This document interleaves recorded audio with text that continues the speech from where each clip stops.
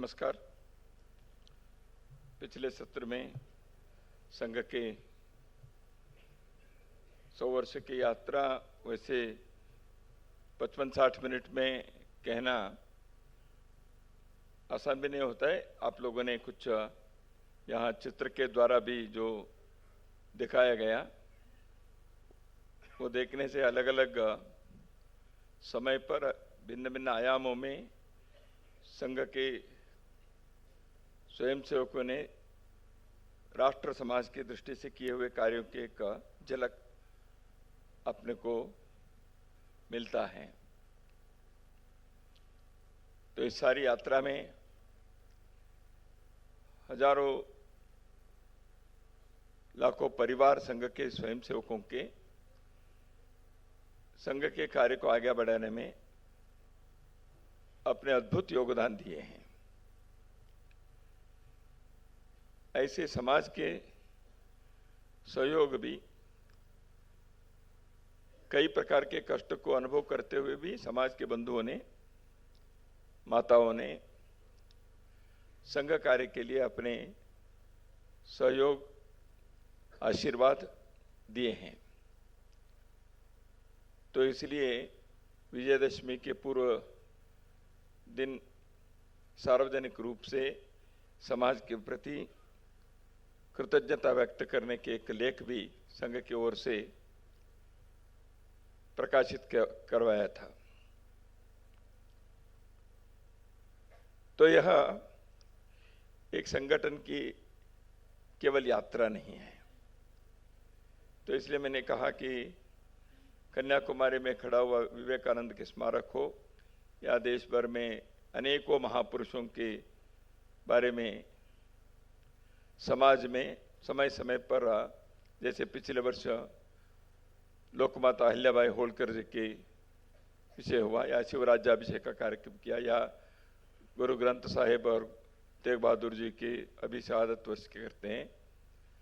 तो ये सारे जो हुए यह भारत के इस राष्ट्रीयता को प्रकट करने का एक काम था।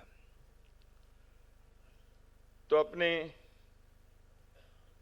देश भारत है, इसको हिंदुस्तान भी कहते हैं, भारतवर्ष कहते हैं, भरतखंड कहते हैं। संघ के जो वैचारिक अधिष्ठान में हमने हिंदू राष्ट्र इस प्रकार के शब्द का प्रारंभ से उपयोग कर रहे हैं।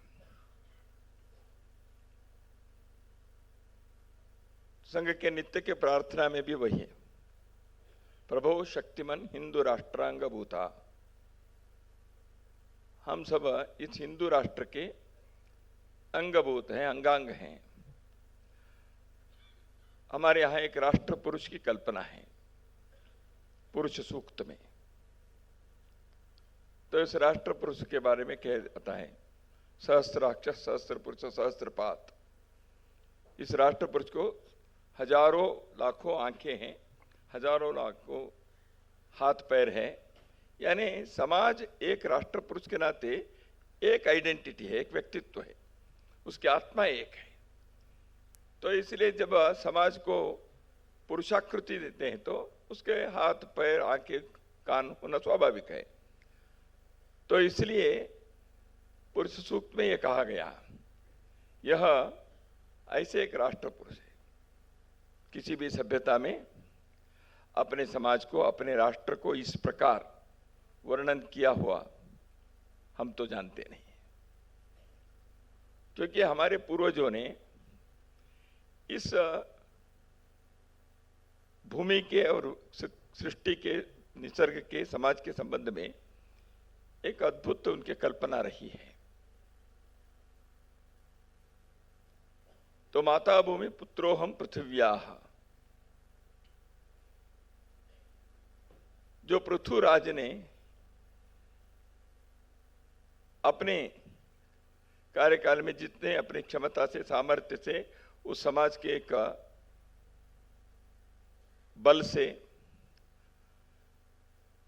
पृथ्वी के जितने हिस्से को उन्होंने इस संस्कृति से प्रभावित किया, अपने साम्राज्य में, वो पृथिव्या है।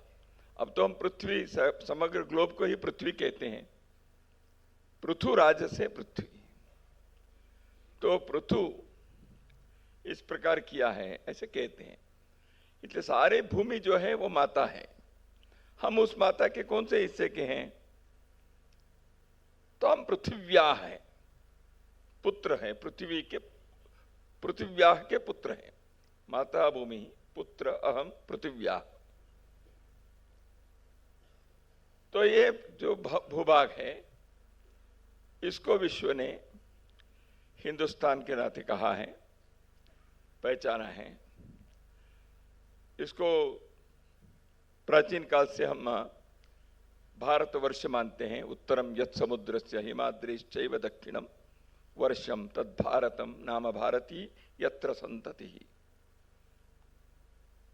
समुद्र के उत्तर में, हिमाच्छादित पर्वतों के दक्षिण में जो भूभाग है, इस भूभाग का नाम भारतवर्ष है। यह प्राचीन काल से हमारे यहां कहा है। तो भरत के कहानी भी हम सुनते हैं,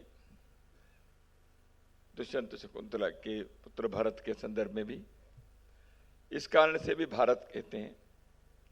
मनु ने यहाँ राज्य किया। मनु को इस राज्य को करने के लिए देवताओं ने उन्होंने तय किया, तो मनु राजा बने। तो इसलिए इस भरण का कार्य उन्होंने किया।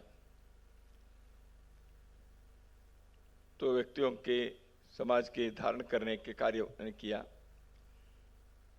इसलिए यह भारत है। यहाँ ज्ञान के प्रथम किरणें यहीं से प्रकाशित हुए। भा यानी प्रकाश है, प्रभा कहते हैं, प्रतिभा कहते हैं। तो भा जो है संस्कृत में, इसको प्रकाश के संज्ञा है। ज्ञान के प्रकाश में जो रत है, ऐसे राष्ट्र, ऐसे समाज, यह भारत है, ऐसे भी विद्वानों का अभिप्राय है। तो ऐसे इस भूभाग के कई नाम हैं, यहाँ के समाज के नाम भी हैं। तो अपने समाज के लोगों ने कभी अपने नाम को हम कौन हैं ये नहीं बताया था। यहाँ मानव धर्म यही हुआ। तो कई बार ये प्रश्न उठता है कि जो संघ हिंदू कहता है, हिंदू कहाँ से आए भाई? वेद में नहीं, पुराण में नहीं, रामायण में नहीं, महाभारत में नहीं है। तो इसलिए ये हिंदू शब्द ही कहाँ से आ गया? तो है, आया तो बाहर से ही आया होगा। लेकिन कुछ लोग कहते हैं नहीं नहीं, हीनम दुष्यति इति हिंदू ऐसे अर्थ है, ऐसे कुछ लोग कहते हैं। कुछ लोग कहते हैं हिमालयम समारभ्य यावद इंदु सरोवरम, ऐसे ही हिमालय के ही और इंदु सरोवर के अनुस्वार और इंदु जो है, इंदु सागर है ना, इंदु सागर कहते हैं। तो इन दोनों को मिलकर वो हिंदू ऐसे आया है, ऐसे भी कुछ तर्क बताते हैं। तो इसलिए हिमालयम समारभ्य यावद इंदु सरोवरम तम देव निर्मितम देशम हिंदुस्तानम प्रचक्षते, यह बृहस्पति पुराण में कहा गया है। तो इसलिए हिंदू यह शब्द कब से आया, ये उत्पत्ति क्या? महावीर प्रसाद द्विवेदी जी हिंदी भाषा के बहुत बड़े विद्वान साहिती हैं, लेखक हैं। उन्होंने भी हिंदू शब्द के व्युत्पत्ति के बारे में अपने तर्क बताया है। तो इसलिए इदम इत्थम करके हिंदू शब्द कब से आया, कौन इसके जनक, ये कहना कठिन है।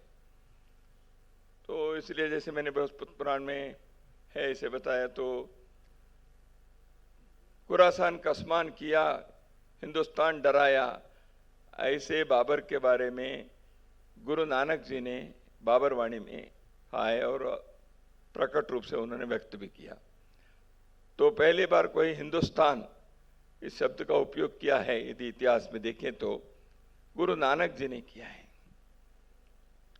खुरासान का अस्मान किया।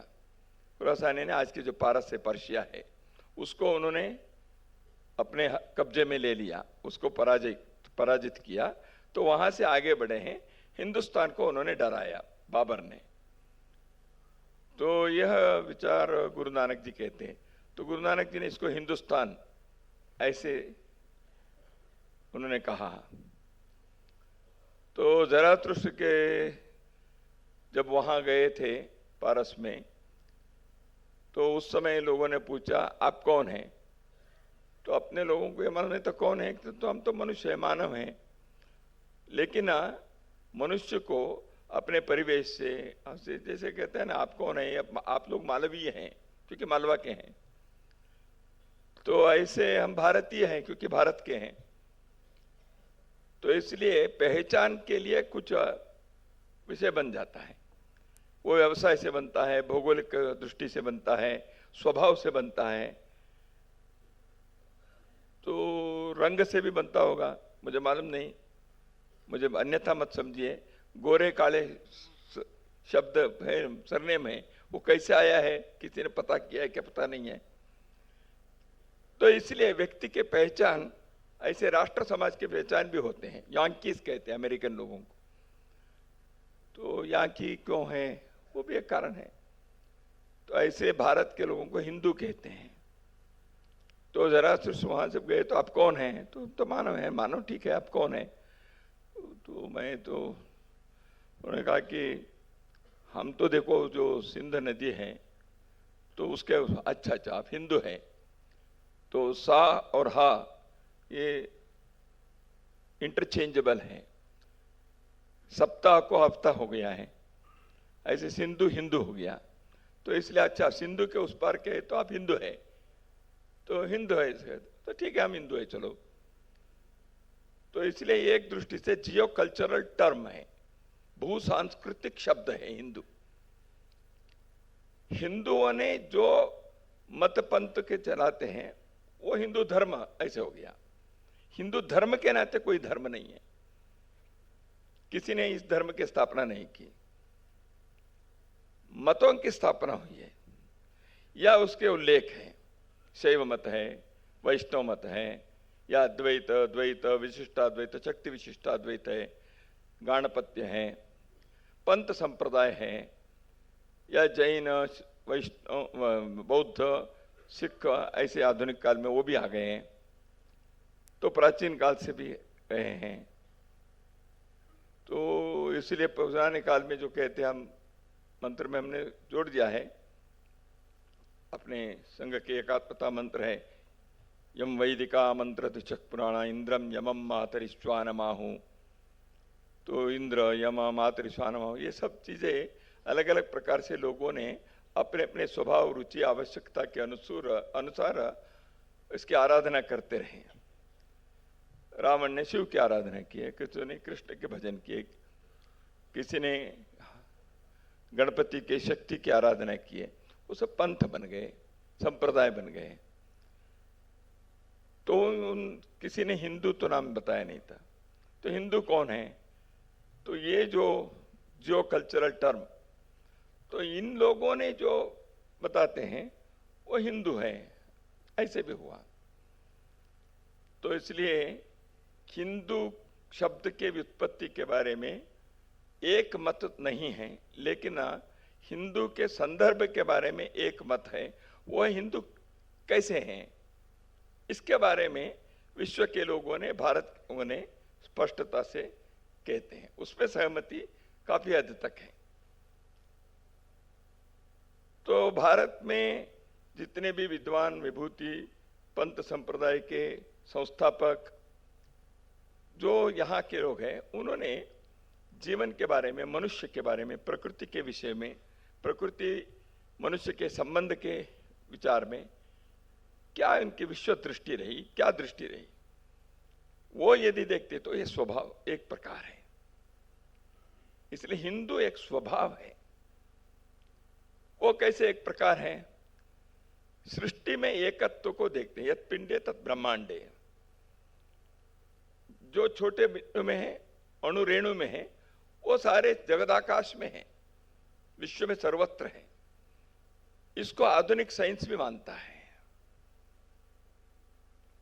ऊर्जा या चेतना के जो अंश है वो छोटे इसमें भी जो है उसी के कई गुना बड़ा है।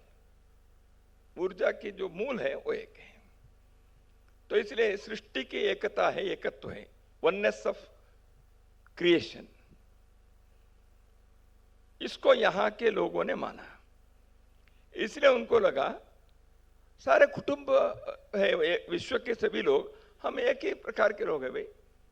वहां किसी का जन्म हुआ, यहाँ किसी का जन्म हुआ होगा, इसलिए भाषा अलग हो सकती है, लेकिन है तो हम एक ही है, मनुष्य। इस दृष्टि से उदारचरिता नाम तो वसुधैव कुटुंबकम, अखिल विश्वम एक नीडम, ये विचार आया। इसलिए यहां के लोगों ने कहा समस्ता सुखिनो भवन्तु, ऐसे विचार किया। तो एक एकत्व की भावना है। सृष्टि के प्रति क्या दृष्टि है? सृष्टि के प्रति दृष्टि है, यह माता है, तो इसलिए प्रकृति के साथ कैसे व्यवहार करना, यह भी ऐसे हुआ। सृष्टि के प्रतिनिधि के अनुभव होने वाली कौन सी बात है? भूमि है। तो इस भूमि के मनुष्य को समझ में आया, इस भूमि से ही सब चीजें उगते हैं जो मेरे पोषण के लिए आवश्यक है। इस भूमि पर ही मैं चलता हूं, भूमि छोड़कर रह नहीं सकता।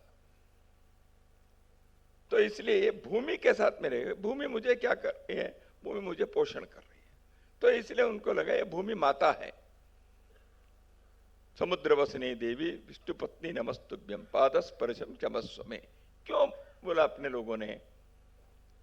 यह भूमि समुद्र के वस्त्र को पहने हुए पर्वताकार जिसके स्तनमंडल है, ऐसे यह माता है, विष्णु पत्नी है, विष्णु ईश्वर के पत्नी है, भगवान के, ईश्वर के, सृष्टिकर्ता के। तो एक संबंध इस दृष्टि से जोड़ने का कार्य हमारे पूर्वजों ने किया। यहां जन्मे प्रत्येक पंथ, संप्रदाय, महापुरुष, विज्ञानी, सभी ने इसको अलग अलग शब्दों में कहा होगा, माना तो सभी ने। तो इसलिए हर जगह पर इस ऊर्जा को, चेतना को देखने के कारण, वो सब एक ही है ऐसे अनुभव होने के कारण, उसको किसी ने ईश्वर कहा, किसी ने ब्रह्मा कहा। जगन मिथ्या है, ब्रह्म सत्य है, वही उसके अंदर है। तो वस्तु नाश होने के बाद भी उसकी चेतना, ऊर्जा, ये कहीं तो जाता है, वो ऊर्जा है। वस्तु के बाहर के शरीर नाश होता है, जैसे मनुष्य की मृत्यु होती है। तो इसलिए वो जो ऊर्जा है, चेतना है, वो जब तक है, वो ईश्वर है, सृष्टिकर्ता है, ब्रह्मा है, भगवान है, जो भी उसका संकेत किया। तो इसलिए वो सर्वत्र विद्यमान होने के कारण वो भूमि में भी है, पेड़ में भी है, पहाड़ में भी है, पानी में भी है। इसलिए गंगा मैया है, कावेरी मैया है। पेड़ की पूजा किया हमारे लोगों ने, सब प्रकार के किए।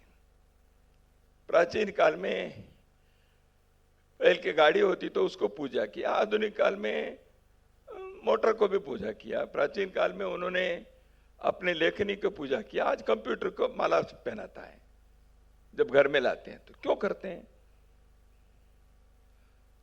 आधुनिक शिक्षा में पारंगत लोग भी ये सारे करते ही हैं। तो इसका अर्थ कहीं ना कहीं ये भावना जो है ये पूरे देश में एक प्रकार है। ये भारत राष्ट्र जिसको कहते हैं, आज जो विभाजित होकर अलग हो गए हैं, वहां की संस्कृति के मूल में भी ये सारी बातें हैं। इसलिए सांस्कृतिक भारत जो है, वहां तक पृथिव्याः, वो सब इसी प्रकार रहे।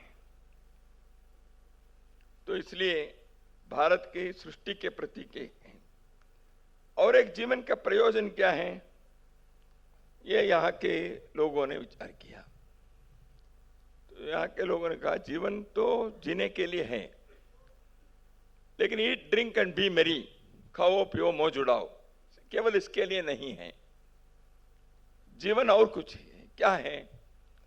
जीवन के साधना से, पुरुषार्थ की साधना से जीवन के स्तर को बढ़ाना चाहिए, वो तो है ही। इसलिए मनुष्य प्रयत्न होना चाहिए। तो इसलिए पुरुषार्थ है, केवल ईश्वर के फेटलिज्म नहीं है, दैववाद, जो भगवान करेगा वही होता रहेगा, ऐसा नहीं है। हमारे लोगों ने अर्थ काम के लिए सब प्रकार के प्रयत्न करने के विचार किया।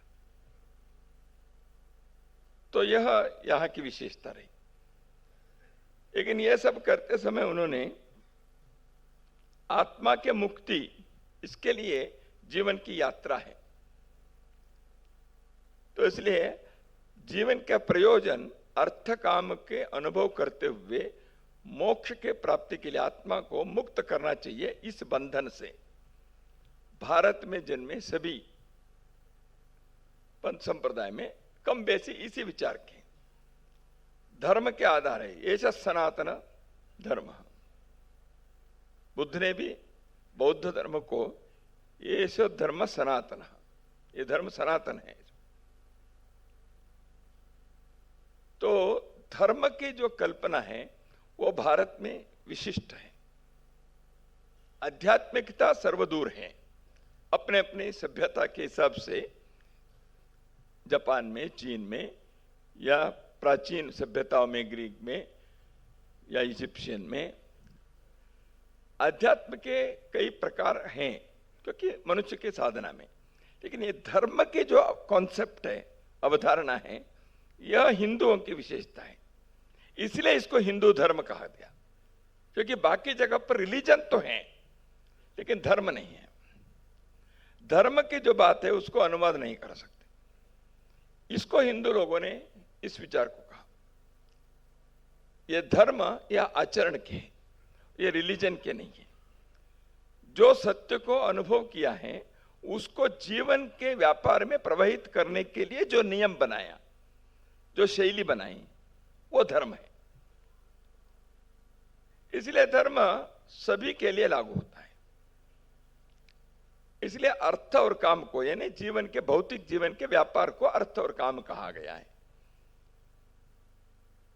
तो इसलिए अर्थार्जन का अर्थ केवल पैसे धन के सीमित नहीं है, उसमें राज्य व्यवस्था भी है। तो जहां जहां शक्ति है, समृद्धि है, वो सब अर्थ है। और जहां जहां मनुष्य की इच्छाएं, आकांक्षाएं, येषणाएं हैं, वो काम है। पुत्रेषण है, लोकेषण है, वित्तेषण है। इन येषणाएं जो है वो मनुष्य के काम है। तो इस अर्थ और काम को अनियंत्रित रखने से मनुष्य जीवन कई प्रकार के संकट को अनुभव करेगा। अर्थ भी आवश्यक है, काम भी आवश्यक है जीवन के लिए, लेकिन इसको एक संतुलित ढंग से रखना चाहिए, अन्यथा वह जीवन को कई प्रकार के बर्बाद कर देंगे। यह यहाँ के हमारे पूर्वजों ने अपने अनुभव से, अवलोकन से, अध्ययन से समझा। इसलिए धर्म के एक नियंत्रण चाहिए, धर्म के एक मार्ग चाहिए कहा। भगवान कृष्ण ने भगवद गीता में धर्मा विरुद्धो कामेषु भूतो कामोस्मि भूतेषु भरतर्षभ, भूतेषु प्राणियों में हे अर्जुन मैं काम हूं, कामोस्मि। कौन सा काम हूं? धर्म अविरुद्धो काम, धर्म के लिए विरुद्ध जो नहीं है वह काम मैं हूं, ऐसे भगवान कृष्ण कहते हैं। तो इसलिए ये जो धर्म की कल्पना है यह भारत की विशेषता है, हिंदुओं की विशेषता है। इसलिए हिंदू धर्म हो गया। न्यूटन लॉ है। न्यूटन लॉ क्या है? गुरुत्वाकर्षण है। चीजें पृथ्वी के केंद्र के तरफ खींची जाती है, आकर्षण होता है, तो ये गुरुत्वाकर्षण है। तो हम कहते हैं ये न्यूटन्स लॉ है। क्या न्यूटन के जन्म से पहले सेब पेड़ से नीचे नहीं गिरते थे, ऊपर ही जाते थे क्या? न्यूटन ने इसको बनाया नहीं है, जो था उसको उन्होंने विश्लेषण करके उस सत्य को बताया। हिंदुओं ने ये नहीं बनाया, इस एकत्व के सत्य को, सृष्टि के इस नियम को, सत्य को उन्होंने बताया। इसलिए जैसे Newton law is a natural law but it is named after Newton, धर्म ये मानव धर्म है, लेकिन इसको बताने वाले लोग हिंदू होने के कारण इसको हिंदू धर्म कहा गया। इसलिए धर्म वही है। तो इसलिए सारे विश्व को धर्म के मार्ग पर चलना चाहिए, ऐसे कहते हैं। हिंदू धर्म के मार्ग पर ऐसे नहीं है, धर्म के मार्ग पर चलना चाहिए। कहने वाले लोग हिंदू हैं, तो इसलिए धर्म के मार्ग न्याय का मार्ग है, विवेक का मार्ग है, संवेदना के मार्ग है, सेवा के मार्ग है, समझने का मार्ग है, संतुलन के मार्ग है। इन सबको मिलकर हम धर्म कहते हैं। तो इसलिए धर्म के कई आयाम हैं। धर्म कर्तव्य भी है, ड्यूटी है, राजधर्म है, पुत्र धर्म है, पिता धर्म है, पतिव्रता धर्म है। तो यह इसका अर्थ क्या है? धर्म यानी ड्यूटी है, राजा के कर्तव्य, पुत्र के कर्तव्य, ये सब धर्म है। आजकल तो गठबंधन का धर्म भी है। अलायंस में रहने वाले राजनीतिक लोग भी कहते हैं, क्यों कैलाश जी? गठबंधन के धर्म। अरे सेक्युलर लोग भी कह रहे हैं गठबंधन के धर्म। यानी क्या है? उसमें एक आपके गठबंधन के कुछ नियम को पालन करना है भाई, तो धर्म है। धर्म काटा है, ट्रक जाकर वहां खड़े होती है, इसको क्या कहते हैं? धर्म काटा कहते हैं ना। तो धर्म का क्या है उसमें संबंध? तो धर्म कैरेक्टरिस्टिक है, लक्षण भी है। दीप का धर्म जलने का है, नदी का धर्म बहने का है। तो इसलिए वो कैरेक्टरिस्टिक है, लक्षण है। तो इसलिए धर्म ड्यूटी है, धर्म ये है। धर्म आचरण भी है। धर्म करो, दान करने से, सेवा करने से, सेवा ही परमो धर्म। तो सेवा धर्म यानी क्या? तो सेक्युलर आदमी धर्म सेवा नहीं करना है क्या?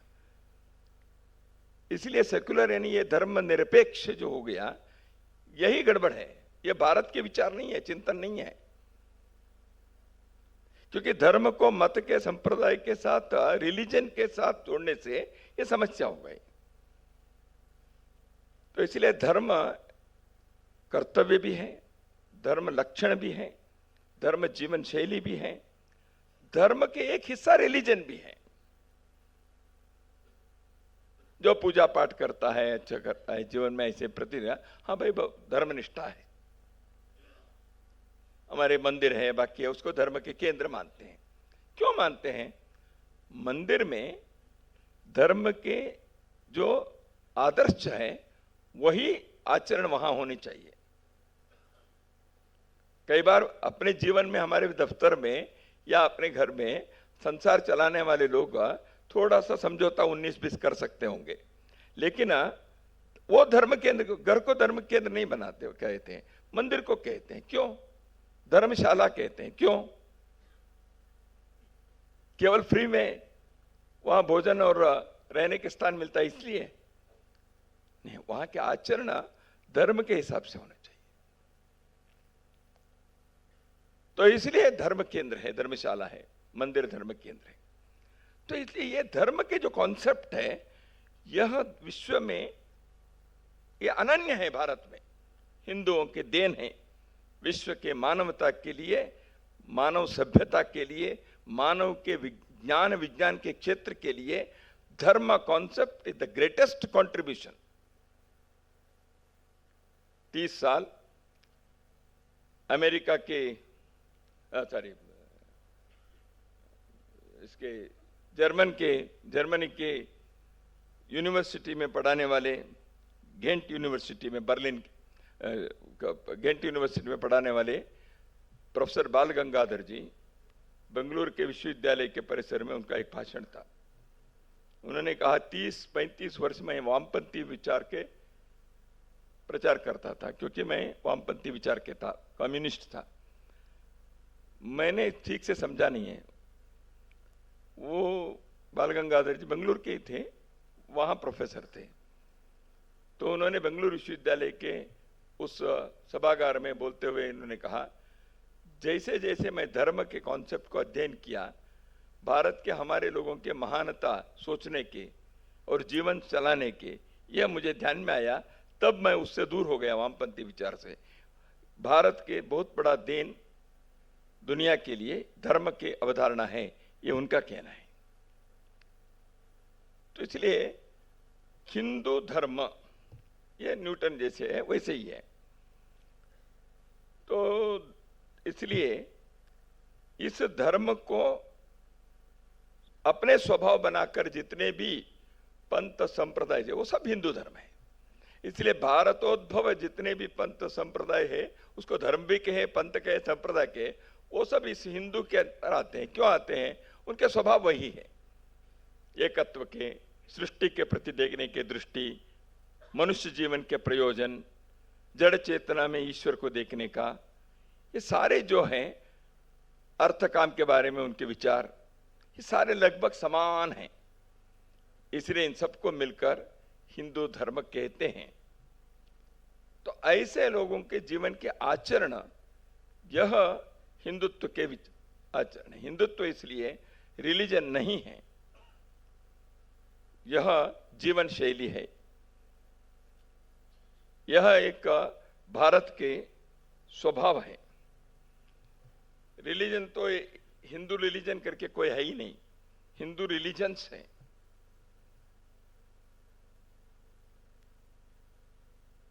और इसके एक स्वभाव में और भी एक विशेषता है। हिंदू धर्म के अंदर आने वाले सभी पंथ संप्रदाय के, रिलीजन्स के, और एक स्वभाव क्या है?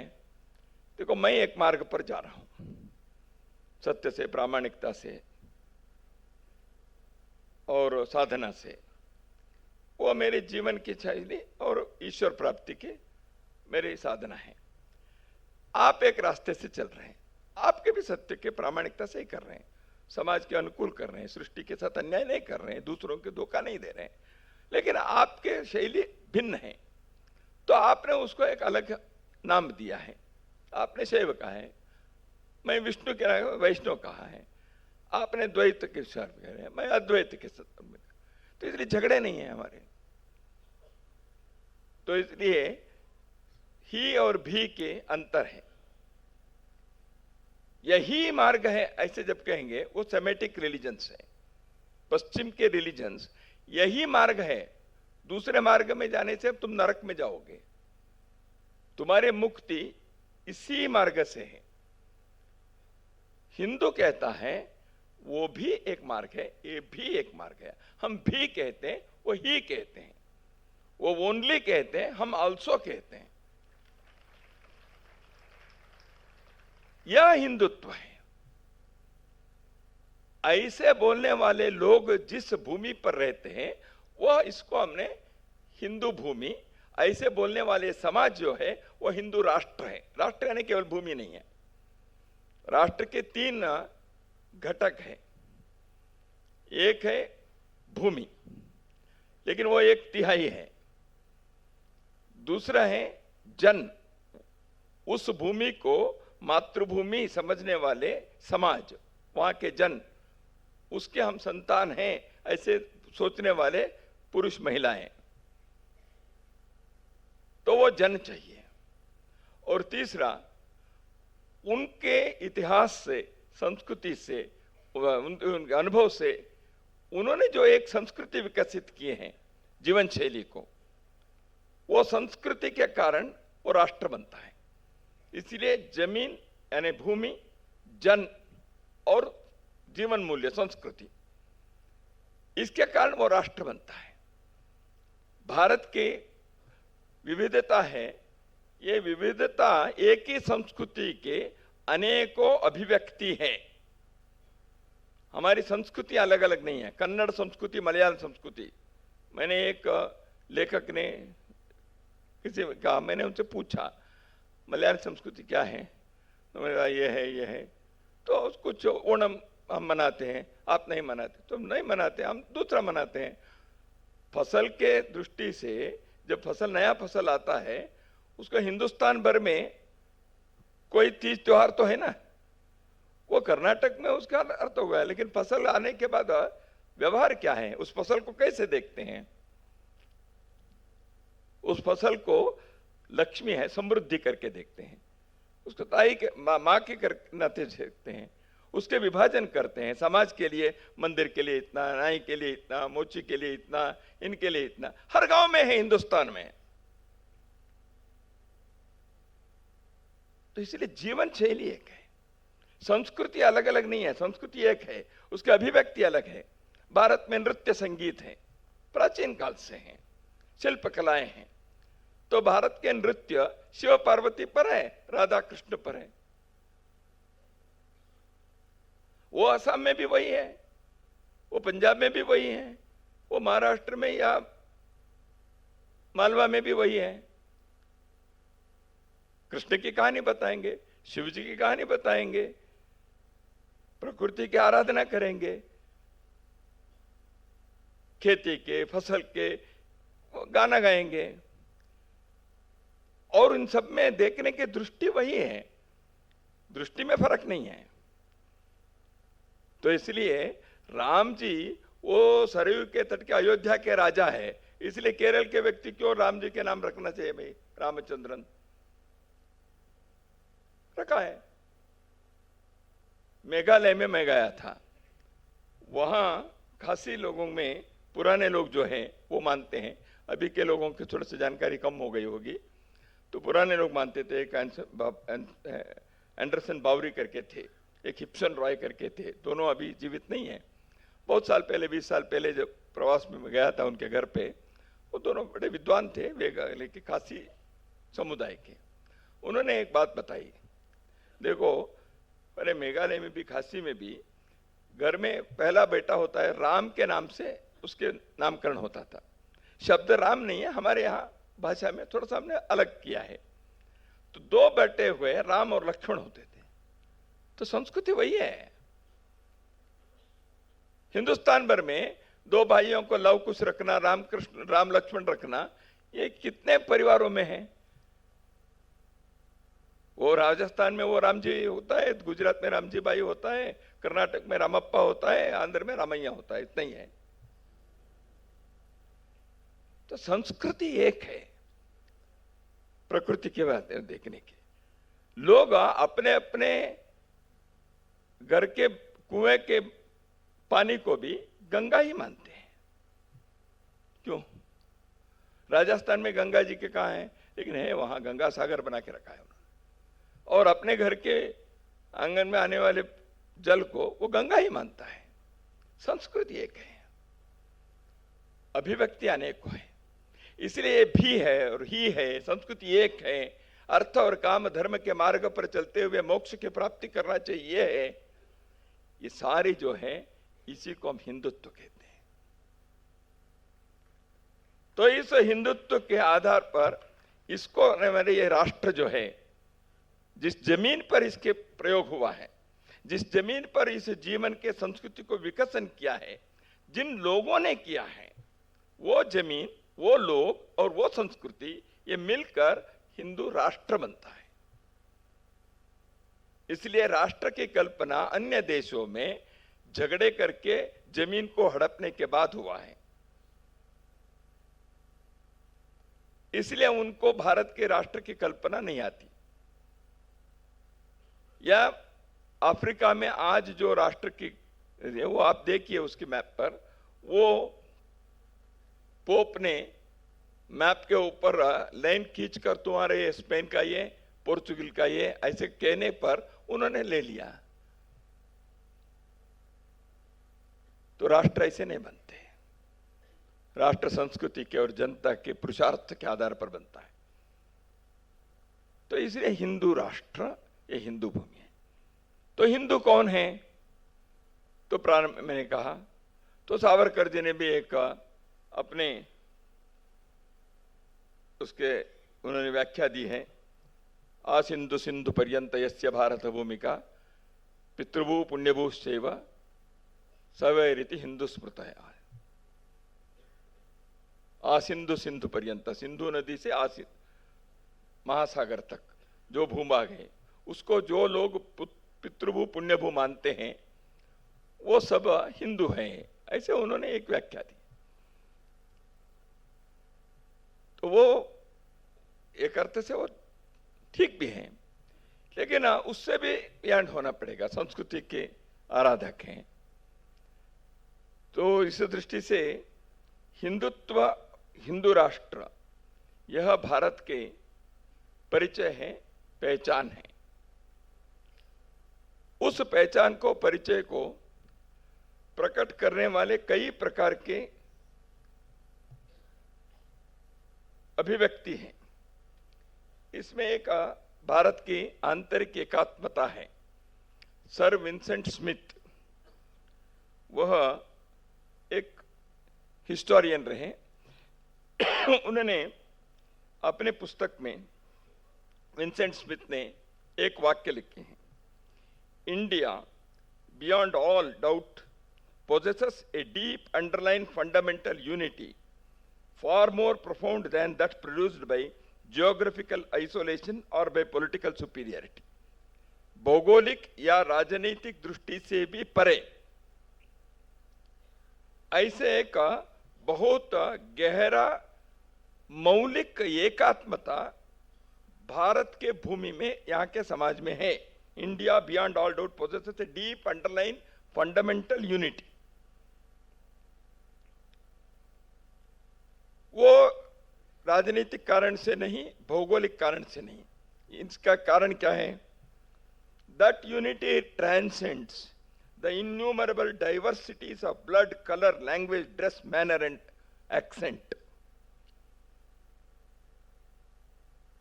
इतनी विविधता होने पर भी उसको पार करके एकता है। ये उस हिस्टोरियन की, उनका कथन है। इसलिए उस एकता को अनुभूति हम करते हैं। इसलिए हमारे यहां सर्वदूर वही दिखाई देता है। त्याग की भावना हो, मिट्टी के बारे में हमारी धारणा हो, फसल के बारे में हो, हर विषय में हम ऐसे ही हैं। हमारी कहावतें देखिए, हमारे कहावतें भी वैसे ही हैं, आचरण भी वैसे हैं। आचरण वो सही है कि नहीं, वैज्ञानिक है कि नहीं, अलग है। लेकिन गाड़ी लेकर निकले आप यहां आने के लिए, रास्ते में बिल्ली बाएं से दाएं गया, थोड़ा ऑफ करके फिर स्टार्ट करते हैं। वो इंदौर में भी करते हैं, गुवाहाटी में भी करते हैं। क्यों करते हैं?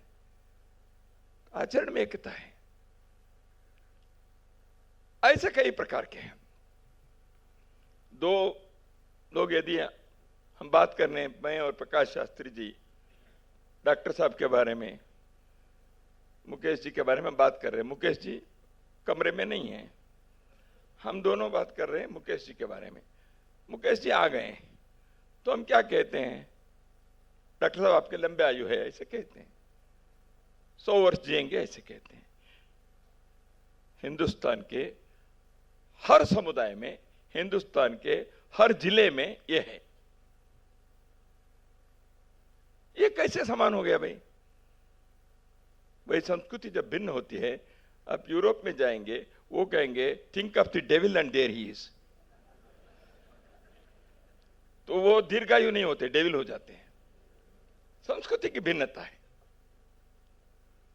चंद्रमा को मामा कहना, हम सबने बचपन में, हमको भी बताया, हम भी बच्चों को वही कहते हैं, देखो चंदा मामा है।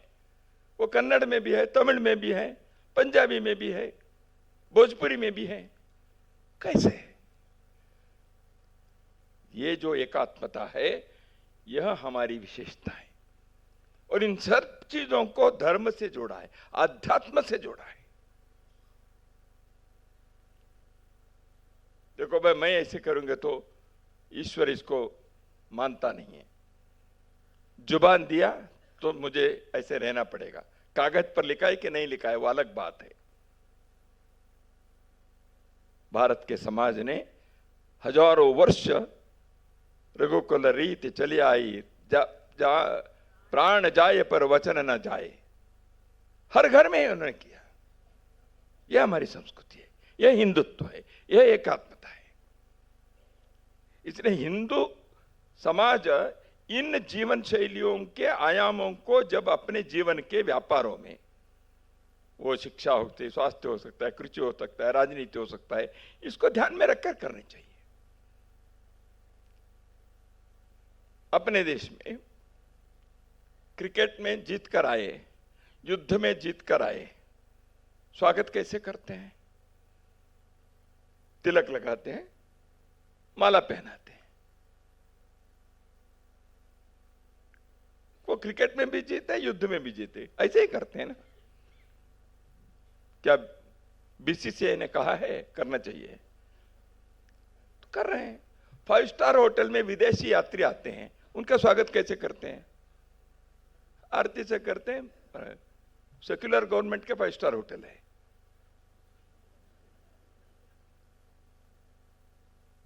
मैं कर्नाटक से हूं। कावेरी नदी पर डैम बनाया है मैसूर में। उस डैम में जब पानी भरता है वर्षा काल के बाद, डैम पूरा हो जाता है, राज्य के मुख्यमंत्री पत्नी समेत दंपति वहां जाकर कावेरी माता को साड़ी और नारियल देते हैं, किसी भी पार्टी के हो।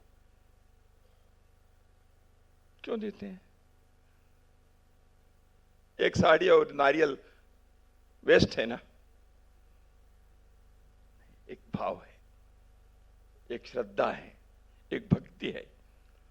तुम भर कर बह रही हो तो हमारे खुशहाली के लिए तुम यहां तक आए हो, इसलिए हमारी एक श्रद्धा के, कृतज्ञता के एक अभिव्यक्ति है।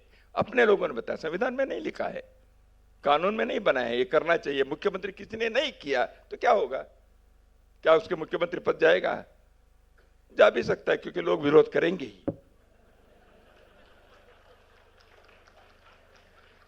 तो कहने का तात्पर्य है, जीवन के जो आचरण हैं, श्रद्धा के, कृतज्ञता के, प्रकृति के साथ जुड़े रहने के, समाज के एकत्व के, ये आचरण के नाम हिंदुत्व है। इस हिंदुत्व के प्रकाश में हमको विज्ञान हो, अर्थ हो, राजनीति हो, कृषि हो, व्यापार हो, युद्ध हो, अंतरराष्ट्रीय नीति हो, जीवन के अर्थ काम के प्रत्येक आयामों को इस प्रकाश में हमको विकसित करना चाहिए। वही हिंदुत्व है। इस हिंदुत्व के संदर्भ में यह सेक्युलर नहीं है ऐसे कहने से, क्योंकि राधाकृष्णन भारत के बहुत बड़े विद्वान राष्ट्रपति रहे। उन्होंने कहा, whether in point of belief और प्रैक्टिस, हिंदुत्व, हिंदुइज्म उन्होंने कहा है। उन दिनों में हिंदुत्व शब्द शायद वैचारिक जगत में इतना नहीं था। इज्म नहीं है, हिंदुत्व है। Is a movement not a position. एक रुके हुआ पानी नहीं है। हिंदुत्व में फुल स्टॉप नहीं है। यह हर युग में इसके विकास होते जाएगा, विस्तारित होते जाएगा। ये नई नई चीजों का अपने आलिंगन में लेते जाएगा, अपने को जैसे चाहे उसको परिवर्तित करते जाएगा। इसलिए Hindutva is a movement not a position, a process not a result. एक प्रक्रिया है, केवल परिणाम नहीं है। Hindutva a growing tradition not a fixed revelation, ये निरंतर विकसित होने वाले परंपरा है, एक रेवलेशन नहीं है। Its past history encourages us to believe that it will be found equal to any emergency that the future may throw up, whether in the field of thought or of history or of any action. तो हिंदुत्व इस जीवन शैली का नाम है। इसलिए भारत में हिंदू कभी सेक्युलर विरोधी शब्द नहीं रहा। विवेकानंद सैकड़ों बार हिंदू नेशन इस शब्द का उपयोग करते हैं। महात्मा गांधी जी ने मैं एक सनातनी हिंदू हूं ऐसे कहते हैं। प्रफुल्ल चंद्र राय केमिस्ट थे, रसायन शास्त्र के तज्ञ थे। उन्होंने 1905 में अपने ग्रंथ का प्रकाशन करवाया।